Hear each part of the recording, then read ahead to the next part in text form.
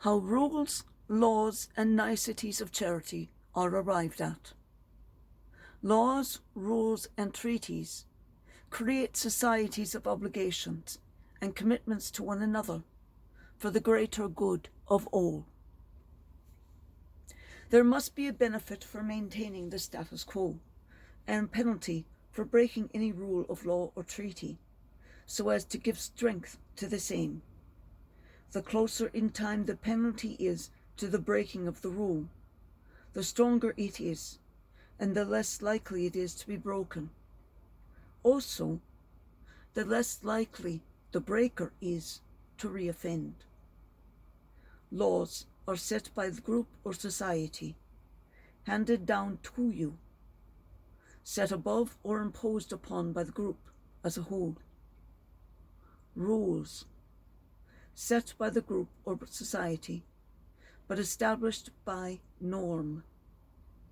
Children's games rules are normative and also consensus. For instance, duck, duck, grey duck versus duck, duck, goose. It's just not done, is what the children would say. The parents, it is not an acceptable behavior. If you want to do that, you'll have to leave and go to another group that does that. Treaties, an agreement of laws to govern an area or even to manage the different made, that are two groups with differing rules on size, etc., making a few global. We would likely have an entirely different set of norms, establishing a means of norm creation, a nexus of the societies. Get some treaties to work when there is compromise, equality of need and want, equality of power, as well as no information differential, meaning one group has far more information on what is happening than the other group. That is what happened with the United States and the Indians. The United States Army knew what was going to happen. The Indians didn't. That was information differential. That would put one group at a disadvantage in future positions. The 19th century treaties with tribes failed for this latest reason. The current treaties succeed unless there is an egomaniac showman who believes his way in all things is the only way to do it, and proceeds to undo decades of compacts created by their permitted agent, Fog Ducky, to destroy the work of thousands of hours in research that they have published. Christ made the burden for rule breakers twofold. If you break the commandment, and or if you lead someone else or teach them to break it, you will suffer the consequence as if you broke the commandment.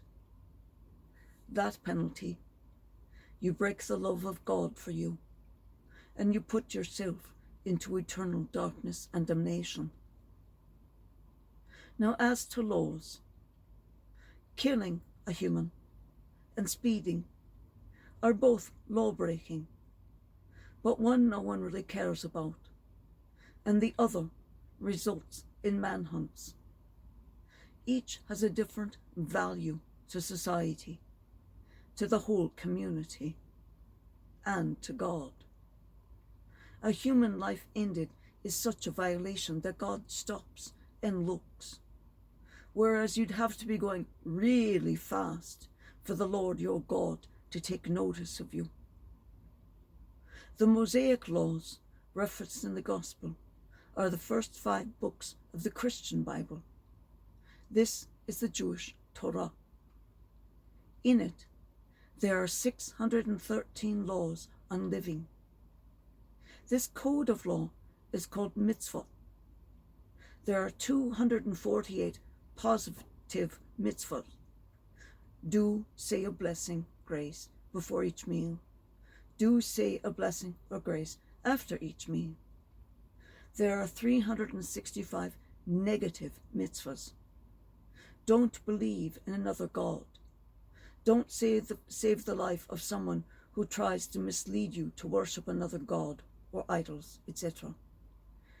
If you want to see these, and they're really quite interesting, go to gospel-laws.613laws.html. And this is on the Facebook of this lesson, and it will be a link there. The purpose of the God-given rulebook, and later the 10 God-written rules, commandments, was to give a foundation of morality for the human society. Humans just stink at this stuff. We are, by nature, ruled by the flesh, and do nothing but take care of the basic needs and fight, then have sex, and then eat and fight, find some better shelter, more sex and killing, food, shelter, and so on. Matriarchal societies did better at this, but men being men, etc. The 10 Commandments are included within the 613 Mitzvos. 4 of the commandments deal with God, 6 with interpersonal relations. But these 6 can be summed up in 2 commandments, as Jesus did just 2 weeks ago in the Gospel. The greatest commandment is that there is but one God, and that is the Lord God Almighty, who you will love with all your heart, your mind, and your soul. The second is you will love your neighbor as yourself. For the first of these is inclusive of 4 commandments having to do with God. You won't use his name in vain. He is the only God. You will love him fully, and you will keep the Sabbath day holy. If you love your neighbor as yourself, and all persons are your neighbor, all races, all ethnicities, all genders, all ages, you won't kill, steal, covet, or commit adultery, and honoring your father or mother is all but a walk in the park. All 10 are included within these 2 greatest commandments.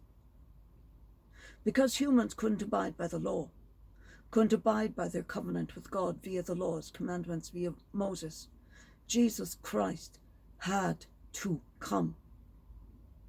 Jesus also came for the sinfulness of the chief priests and Pharisees, who over-enforced the laws which they themselves created, but to give themselves a leaven, a portion of the fines to make each of them rich. They enforced these laws only when it suited them, only against those who didn't like them or who they didn't like, who were less powerful or a potential future challenger, or to highlight their power, as in the gospel of the supposedly adulterous woman.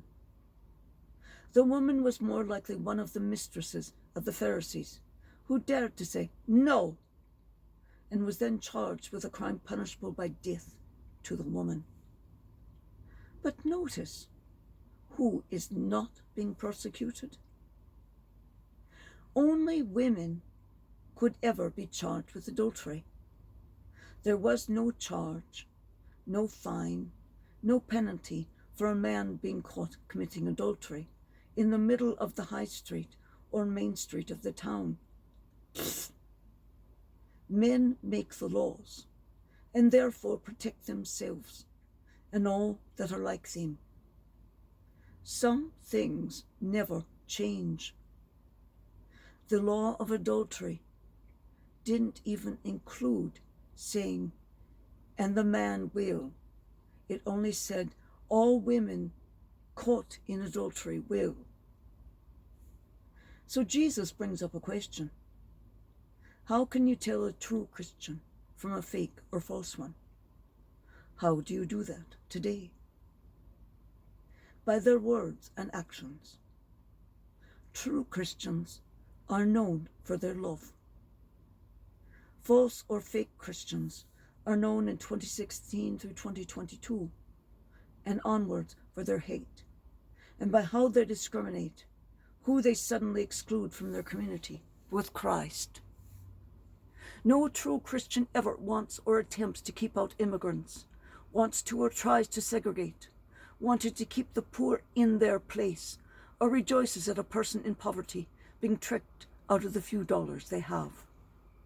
No real Christian church travels around the country spreading hate around funerals of the brave members of our armed forces that have died so that they can give voice to their hatred for gay people.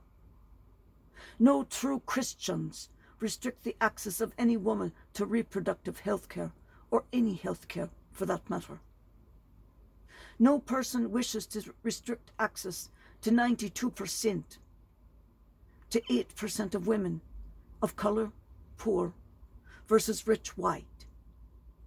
Nobody who is a true Christian would ever stop men from receiving their medicine for prostate cancer screening, force the men to get permission from a wife, and required to wait a minimum of 24 hours before prostate screening can be checked and read aloud and explained, and all future gleanings that will need to be done. Please note that all of these actions taken against men are these same actions that men have imposed against women. If surgical or implants of radioactive beads are the chosen method to control or act against the prostate cancer, again, they must wait for a minimum of 12 hours before surgical prep can start. And at the end, women were still eligible to have babies.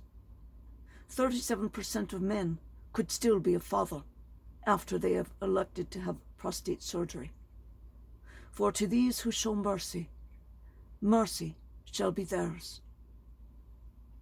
Jesus died for everyone. He never discriminated. He loved all people. He never disclaimed any person or group, not even those who killed him, not even Judas.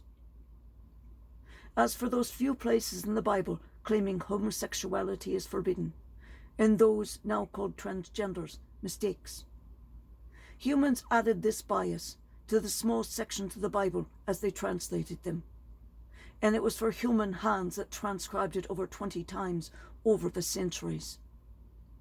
These do not appear in any prior versions of Leviticus anywhere. This is the hand of man, not the hand of God. Same with the versions of the Quran that talk about 72 virgins serving each warrior. No man who has a daughter, namely Muhammad, the prophet, he had 3 daughters, one that was just under importance to him. He would never, ever have allowed that to be written during his lifetime.